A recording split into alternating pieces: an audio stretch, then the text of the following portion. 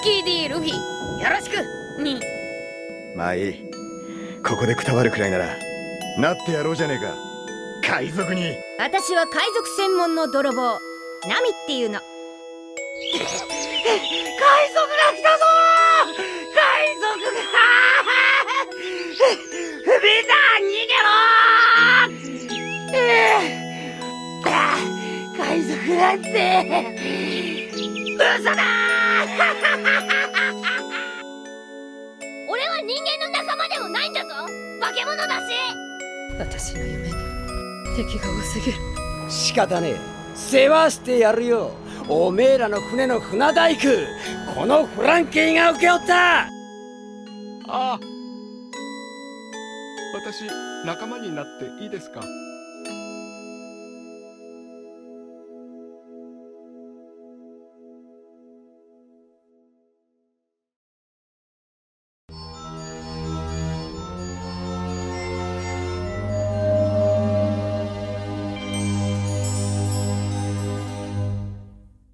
？Je devais avoir genre 9 ans, 10 ans, enfin c'était, je sais que c'était début 6ème, je suis sûr et certain, quand je suis rentré au collège, je m'en souviens, peut-être fin CM2, en tout cas voilà, ça doit faire environ 11 ans, maximum, 11 ans, 10 ans, que je partage ma vie avec One Piece. Alors c'était en 2004, un truc comme ça, 2004-2005, on était au collège, donc en 6ème, et il y a quelqu'un qui était un peu plus âgé que nous, mais qui est un ami à nous, et qui lui avait déjà commencé à lire One Piece. Un ami qui en fait est arrivé un beau jour comme ça avec le premier tome, et c'est pour ça en fait que je pense qu'aujourd'hui j'ai mon tel amour pour le manga papier.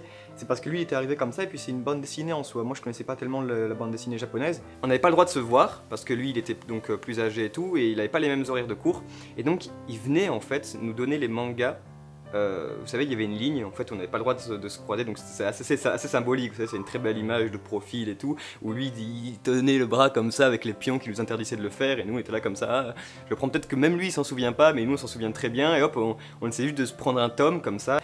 Et du coup, il me passe ça comme ça, et j'ai juste su une chose, c'est que, je voulais voir la suite. Je voulais connaître la suite, je voulais lire la suite comme ça. Moi pourtant je suis pas un grand lecteur, je me souviens surtout quand j'étais plus petit, et je voulais absolument savoir ce qui allait se passer par la suite. Je l'ai là. C'est le tout premier tome de One Piece qui est donc lui a été édité donc en 2004 ou 2005, je sais plus. Donc c'était vraiment dans les premières années de One Piece, parce que le premier tome a été en France, c'est en 2000 ou 2001. Ce qui se passe, c'est que cette personne-là, donc il est apparu une fois en vidéo. Son surnom c'est le Dado.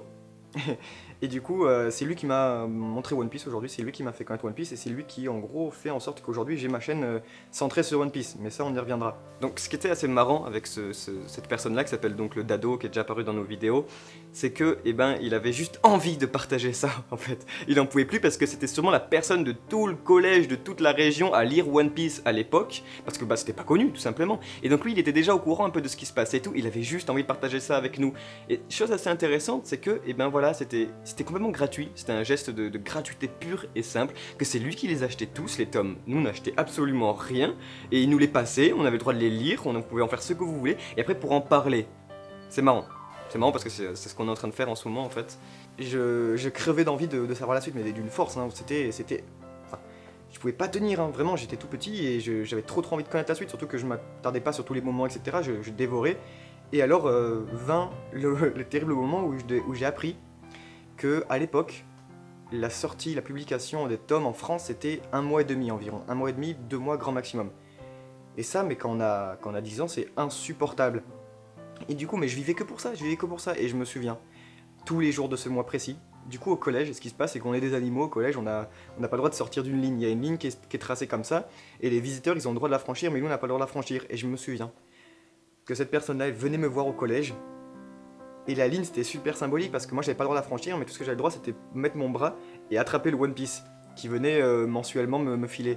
C'était tellement incroyable et j'étais tellement content, et surtout que je faisais, c'était la première fois de ma vie que j'ai compris le luxe de la chose que c'était d'avoir ce tome là. Et ce que je faisais, c'est que je le lisais pas, je le mettais dans mon sac et je le lisais surtout pas, et j'attendais d'être dans les meilleures conditions possibles en rentrant chez moi, etc. pour bien le lire. Je lisais juste un petit chapitre comme ça, j'essayais que ça tienne au moins genre 1 semaine, 2 semaines et tout ça, d'en profiter un maximum. Le truc c'est que on avait beau lire le manga, c'était trop dur d'attendre, parce qu'à l'époque, voilà, c'était 1 mois et demi, 2 mois d'attente, c'est quand même beaucoup plus court que maintenant, mais quand t'es gosse, c'est juste impossible, ce qui fait qu'en gros, eh ben, on a dû aller sur internet, et je me rappelle très clairement de ma toute première découverte de l'animé de One Piece, mais très clairement, c'était une vidéo sur YouTube, donc j'étais tout petit, c'était en 2005-2006, il fallait essayer de la retrouver cette vidéo, et c'était un AMV du combat de Luffy contre Lucci avec en musique de Final Countdown.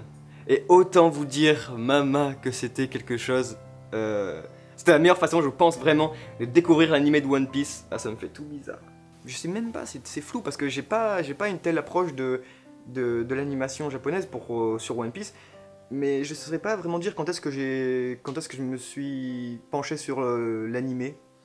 Ça serait un petit peu une question compliquée parce que déjà bah, j'avais pas les moyens de le regarder, hein, je sais pas, moi je regardais des cassettes à l'époque c'est tout et je savais même pas, on n'avait pas la TNT, rien, franchement je sais absolument pas comment j'ai dû découvrir l'anime de One Piece. Ça me fait tout bizarre parce que cette vidéo j'arrive plus à la retrouver et mince quoi, et j'ai encore en tête et tout comment ça se passe et tout, et c'était vraiment trop cool parce que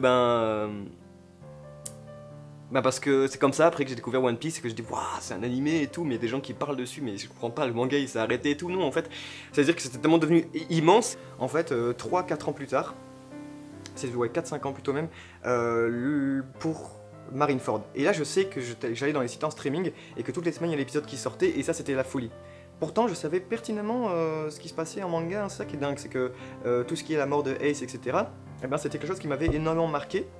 Mais je sais pas moi, faut comprendre que c'était un monde totalement différent. J'avais pas l'univers des scans, etc. C'était pas quelque chose que je suivais, si ce n'est le dado. Et je me souviens qu'une fois j'allais chez lui, et je jouais à la PlayStation, il y avait le jeu One Piece sur PS2. Décidément, je faisais que ça. Et un truc sympa qui s'est passé, c'est que, je me souviens, je vois l'écran qui est à ma droite, son écran d'ordinateur qui était flou, et lui il regardait les spoils en fait. Ce qu'aujourd'hui, moi je connais comme spoil. Et c'est peut-être à partir de là vraiment que ça a pris ma vie, et que c'est devenu un peu aussi ma seconde vie parce que ça a pris beaucoup et en découvrant l'animé de One Piece, en découvrant qu'il y avait des gens qui parlaient dessus, qu'il y avait de la musique, que tout s'accompagnait parfaitement, qu'en plus de l'histoire parfaite, et on pouvait aller encore plus loin, et ça m'a énormément aidé en fait. Et je me rappelle très bien, parce que encore une fois pour aller au brevet des collèges, donc je devais avoir quoi, je sais pas, 13-14 ans, un truc comme ça. Et je me rappelle très bien écouter dans mes oreilles, avec mon petit Walkman MP3, la musique de One Piece, genre je devais écouter Luffy Moku ou The Very Strongest et tout, et j'étais trop chaud, j'étais là, je vais avoir mon brevet, et c'est ça qui est marrant, c'est que ça m'a vraiment accompagné, et c'est la seule œuvre en fait au monde qui fait ça en ce moment, je pense.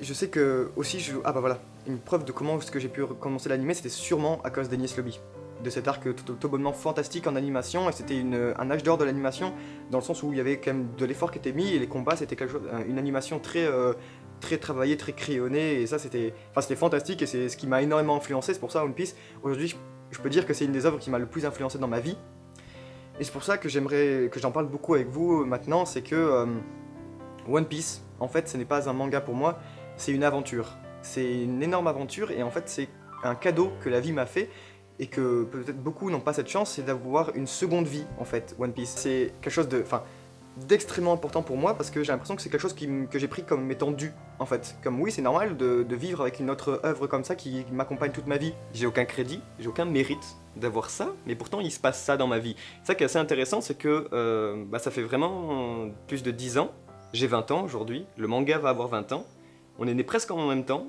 et il m'a toujours accompagné en fait, et j'aurais pu très bien avoir une vie sans ça, mais il a toujours été là. Et ce qui fait qu'aujourd'hui même, on en est en fait à créer la chaîne. Il y a 2 ans, on a créé donc un peu moins de 2 ans la chaîne du Mont Corvo, parce que c'était un peu la volonté. La volonté, c'était on était héritier du Dado, et on s'était dit mince, cette fois l'homme qui nous a tout fait découvrir ce manga là et tout, et maintenant on le voit plus trop, mais alors faut qu'on parle avec quelqu'un pour ça. Et on va faire une chaîne YouTube. One Piece, ça va faire 11 ans que je connais ça, maintenant j'ai 20 ans. C'est tout bonnement fantastique ce qui se passe, et j'ai l'impression que c'est ma seconde vie, et que j'ai le droit de m'y plonger quand ma vie en soi, quand dans ma première vie, j'ai des coups de mou, quand je me sens mal, etc., j'ai un refuge. Tout comme One Piece, quand ça me gonfle, parce que oui, ce n'est pas un manga pour moi, c'est ma seconde vie, et ben je retourne dans ma première et je me dis ben voilà ma seconde je la laisse un petit peu de côté comme ça parce que ça m'intéresse pas et j'ai pas honte de le dire que après l'arc de Punk Hazard etc et ben j'avais décroché, je me suis dit ma seconde vie elle est moins intéressante et je vais plus me focaliser sur la mienne, je vais essayer de grandir, de mûrir etc et de travailler ma personne. Et non en fait, quelques années plus tard je suis revenu. Et puis je me dis comme ça, et puis c'est cool parce que pour moi c'était pas un manga du tout, c'est tellement riche, l'univers est tellement incroyable que pour moi ça transcende l'univers du manga, de la bande dessinée, c'était quelque chose, c'était un refuge, que je pouvais switcher comme ça, jongler entre les deux. C'est marrant parce qu'il y a quelques semaines en fait, il y a environ un mois, un truc comme ça, et ben cet homme là, le Dado, il nous a donné toute sa collection de mangas, ça y est, il est passé à autre chose, il nous a passé toute sa collection, et donc ça nous a fait tout drôle, on était assez émus, et donc c'est pour ça que j'ai le tome là, qui m'a passé il y a plus de 10 ans. Et ça montre qu'en fait, bah voilà, et ben c'est un peu le truc que nous on a envie de faire, de pourquoi on a découvert One Piece et de pourquoi on a envie de le faire découvrir aux gens, parce que juste pour cette sensation là en fait, pour tout ce qui est nostalgie et surtout pour dire que la boucle est bouclée en fait. Et je me souviens de tout plein de choses, je me souviens de comme par exemple il y avait les 2 ans plus tard, avec mon frère on a connu cette ellipse des 2 ans, on a connu tout ça, on a connu le mois qu'il fallait absolument attendre, tout le monde s'était dit oui ça se trouve il va falloir attendre 2 ans etc.